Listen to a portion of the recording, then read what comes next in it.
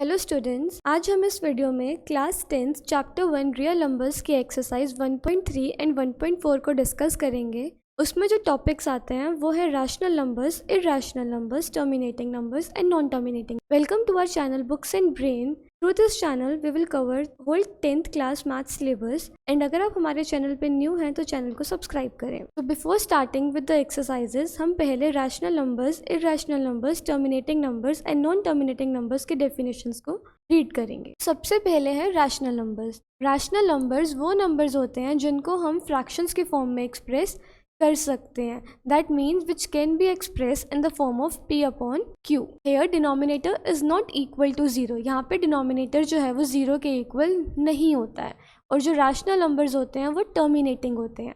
इसका मतलब होता है कि जो रैशनल नंबर्स हैं उनको हम फ्रैक्शंस की फॉर्म में, जैसे कि हम 2/3, 9/4 ऐसे एग्जाम्पल्स दे के लिख सकते हैं।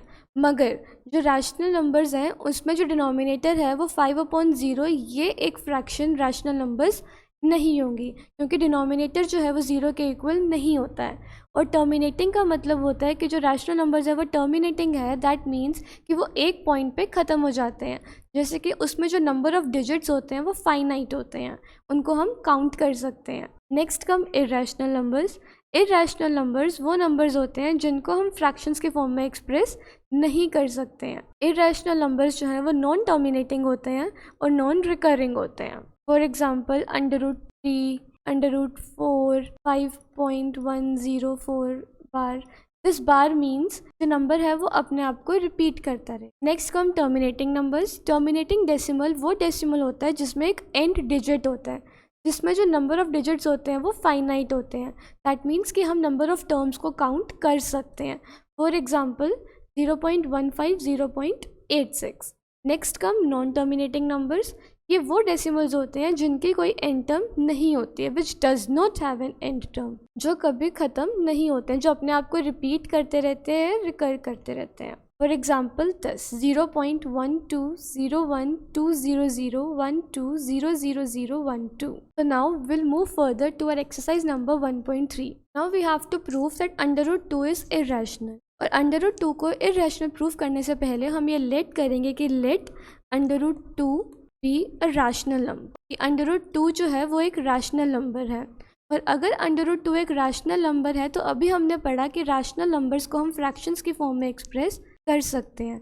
इसका मतलब हुआ कि √2 जो है वो a/b के इक्वल होगा। अब हमने a एंड b को मानेंगे कि a एंड b में एक कॉमन फैक्टर है other than 1। That a and b have a common factor. उनका एक कॉमन फैक्टर है 1 के अलावा, अदर देन 1। एंड हम ये भी लेट करेंगे कि जो a एंड b हैं वो को प्राइम नंबर्स है। That a and b are coprime. And अब अगर a एंड b का कोई कॉमन फैक्टर है तो इसका मतलब हुआ कि √2b जो है वो इक्वल होगा a के। एंड अगर हम स्क्वायर करेंगे दोनों साइड्स का तो ये इसका आंसर आएगा 2b² and a²। That means कि a² जो है वो डिविजिबल है, इज डिविजिबल बाय 2। एंड अगर a² 2 से डिविजिबल है तो that means that a is divisible by 2। अगर a² 2 से डिविजिबल है तो a भी 2 से डिविजिबल है। And now we will again let that let a is equal to 2k। That means कि जो a है वो 2k के इक्वल है, जहाँ पे k जो है वो इक्वल है एक इंटीजर के। तो we will substitute the value of 2k in this. That 2b² is equal to 2k whole square. अब अगर 2b² जो है वो 2k² के इक्वल है, that means 2b² is equal to 4k²। तो b² की वैल्यू हो जाएगी 4k² upon 2, that is 2k²।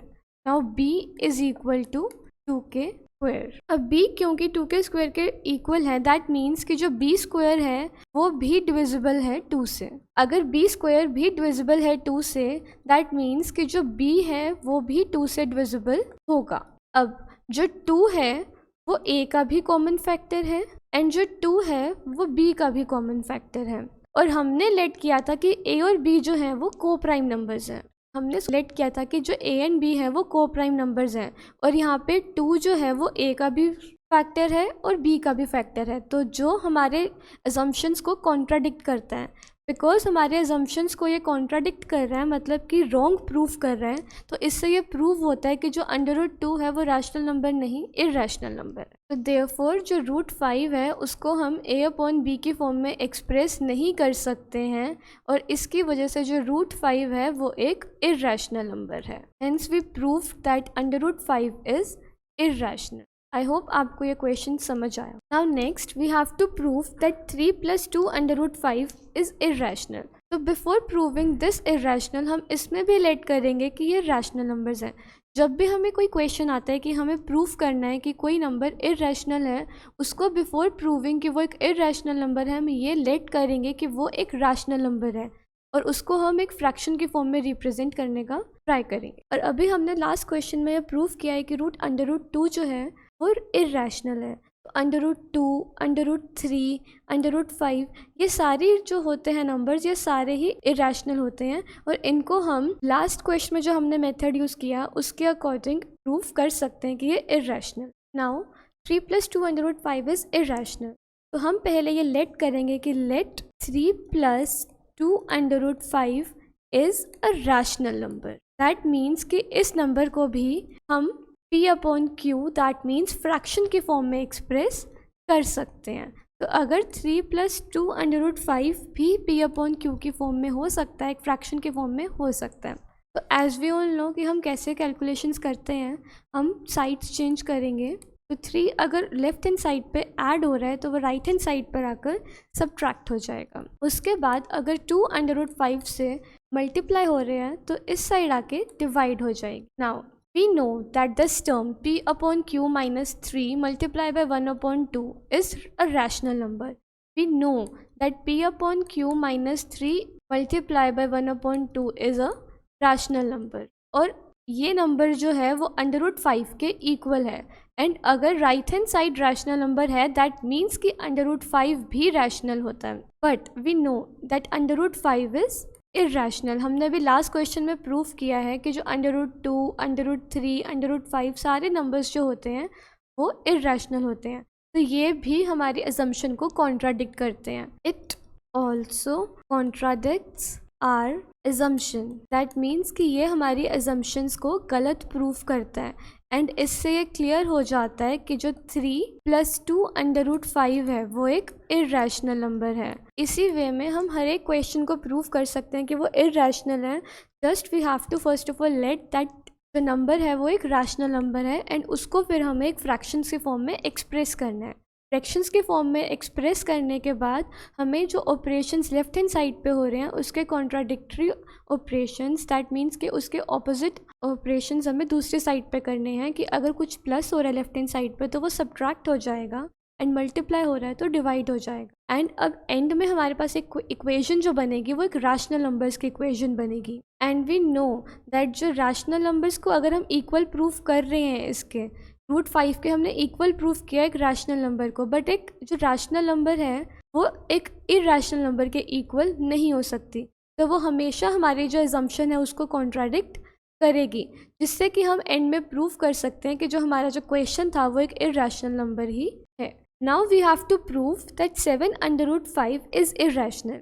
तो इस क्वेश्चन में भी लास्ट क्वेश्चन की तरह ही हम करेंगे कि पहले हम लेट करेंगे कि जो हमारा नंबर है वो एक रैशनल नंबर है। तो we will let 7 √5 is rational number. और अगर अब 7 √5 रैशनल नंबर है तो हम 7 √5 को भी एक फ्रैक्शन की फॉर्म में रिप्रेजेंट कर सकते हैं। तो अब 7 यहाँ पे √5 के साथ हो रहा है मल्टीप्लाई। तो हमने जैसे मैंने अभी लास्ट क्वेश्चन में आपको बताया कि हम जो चीज़ हो रही होती है, जो ऑपरेशन यहाँ पे फॉलो हो रहा होता है, उसको हम उसका opposite operation right hand side पे करेंगे। That means that √5 will be equal to 1/7 multiply by p/q।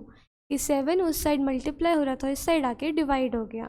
अब हमें पता है कि जो ये नंबर है हमारा 1/7 मल्टीप्लाई बाय p/q जो है वो एक रैशनल नंबर है। अब क्योंकि ये एक रैशनल नंबर है और ये इक्वल है √5 के, तो √5 को भी रैशनल नंबर होना चाहिए। But we know that √5 is irrational. और क्योंकि √5 जो है वो इरेशनल है एंड 1/7 मल्टीप्लाई बाई p/q जो है वो रैशनल है, तो वो हमारी स्टेटमेंट को कॉन्ट्राडिक्ट प्रूफ करती है। हमारे अजम्पशंस जो है यहाँ पे भी कॉन्ट्राडिक्टरी हैं, that it contradicts our assumptions. और क्योंकि यहाँ पर भी हमारी अजम्पशन गलत प्रूव हो गई है, तो उससे ये प्रूव होता है कि जो 7/5 है वो एक इरेशनल नंबर है, हेंस प्रूव्ड। तो अब हम पढ़ेंगे terminating and non terminating numbers के बारे में। एंड हमने अभी पढ़ा था कि टर्मिनेटिंग नंबर्स जो है वो नंबर्स होते हैं जिनका एक एंड पॉइंट होता है, एंड नॉन टर्मिनेटिंग नंबर्स वो नंबर्स होते हैं जिनका एंड पॉइंट नहीं होता है, जिसमें कोई एंड नंबर नहीं होता है, जिसमें फाइनाइट नंबर ऑफ डिजिट्स नहीं होते हैं, मतलब कि जिसमें नंबर ऑफ डिजिट्स को हम काउंट नहीं कर सकते हैं। Now the question is that without actually performing the long division state whether the following rational numbers will have a terminating decimal expansion or a non-terminating repeating decimal expansion. That means कि हमें बिना long division करे ये prove करना है कि क्या ये नंबर्स टर्मिनेटिंग है या ये नंबर्स नॉन टर्मिनेटिंग है। और terminating and non terminating numbers को एक्सप्रेस करने का एक मेजर डिफरेंस ये होता है कि अगर हम उसके डिनोमिनेटर्स को, दैट मीन्स कि अगर ये क्वेश्चन है 13/3125, इसमें अगर हम इसके जो डिनोमिनेटर है इसको 2n और 5m के उसमें प्रूव कर सकते हैं।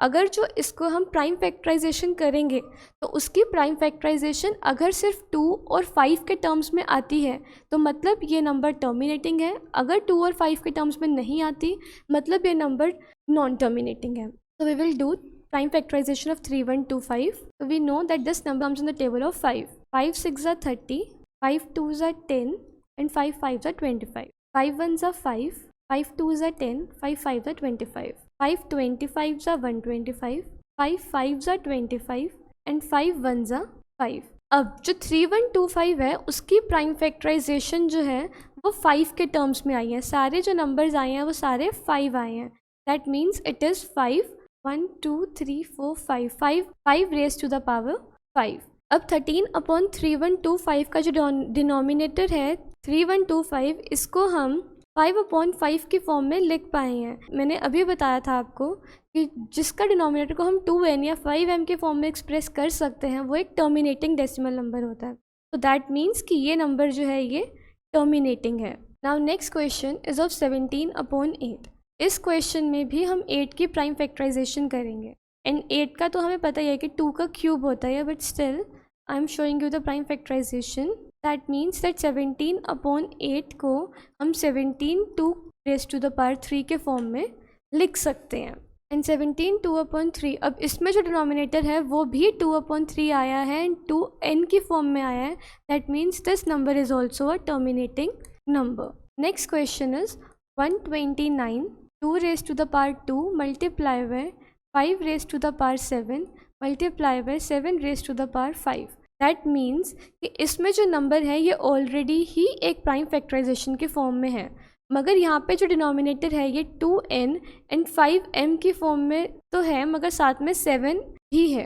दैट मीन्स कि क्योंकि डिनोमिनेटर सिर्फ 2 एंड 5 की फॉर्म में नहीं है तो ये नंबर जो है ये एक नॉन टर्मिनेटिंग नंबर है। Now next question is of 29/343। इसमें भी हम 343 को प्राइम फैक्टराइजेशन करेंगे। 7 49s are 343, 7 7s are 49 and 7 1s are 7। Because 29/343 जो है वो 29/7 क्यूब की फॉर्म में आया है, दैट मीन्स कि जो डिनोमिनेटर है वो 2n एंड 5m की जगह 7 की फॉर्म में आ रहा है, तो दैट मीन्स ये नंबर जो है ये भी नॉन टर्मिनेटिंग नंबर ही है। जैसे कि मैंने आपको बताया था कि 2n एंड 5m की फॉर्म में हम जिन डिनोमिनेटर्स को एक्सप्रेस कर सकते हैं वो टर्मिनेटिंग होता है, और क्योंकि इस क्वेश्चन में ये 5 की फॉर्म में आया है तो ये टर्मिनेटिंग था, इसमें ये 2 की फॉर्म में आया है तो ये टर्मिनेटिंग था, इसमें ये 2n एंड 5m की फॉर्म में तो ऑलरेडी था एंड 7 भी एडेड आया है तो इसलिए ये नॉन टर्मिनेटिंग हुआ,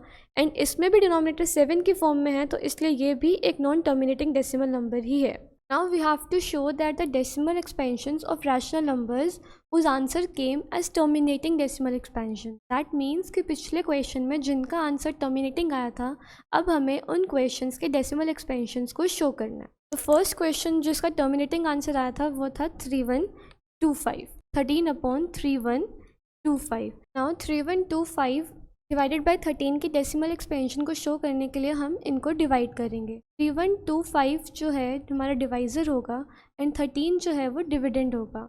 and because 13 is smaller than 3125 तो हम इसको डेसिमल वे में एक्सप्रेस करना शुरू करेंगे। Now this is smaller than this, so obviously 0 will come. Now decimal, so 0 came 130. 130 is still smaller than 3125, so we'll once more take one more 0. Now our dividend is greater than the divisor. That means that 13,000 is greater than 3125 and 3125 multiplied by 4 is 12500. तो हमारा जो reminder आया वो आया 500 and one more 0 add करने के बाद ये बन गया 5000. 3125 multiply by 1 is 3125 and in दोनों को सब्ट्रैक्ट करके आंसर आता है 18750 एंड 31256 आर 18750.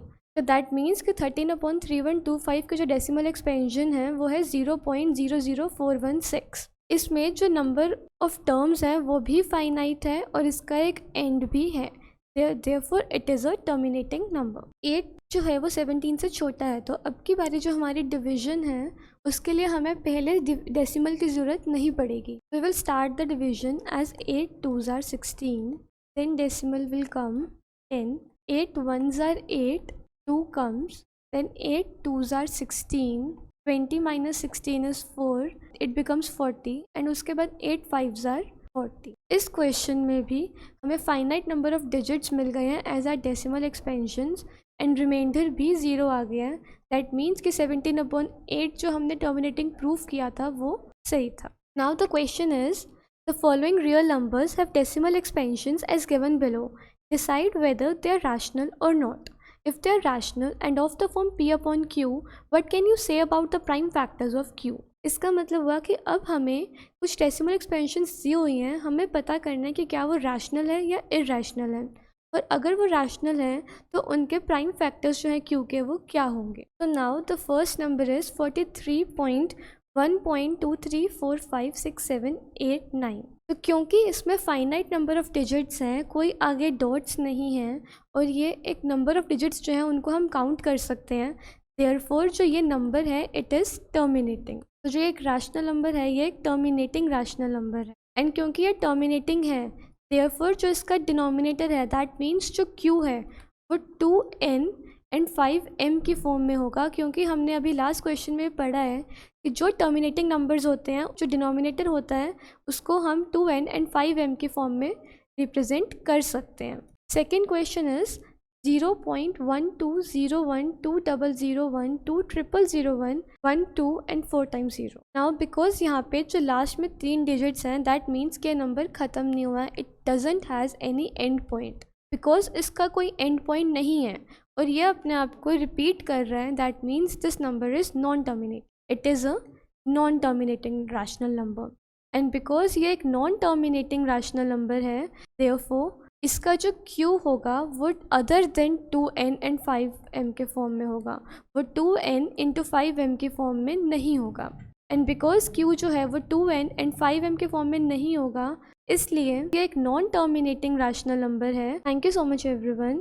आई होप कि हमने जो 4 टॉपिक्स के बारे में आज इस वीडियो में पढ़ा है वो आपको क्लियर होंगे. And for more videos please subscribe to books and free. Thank you.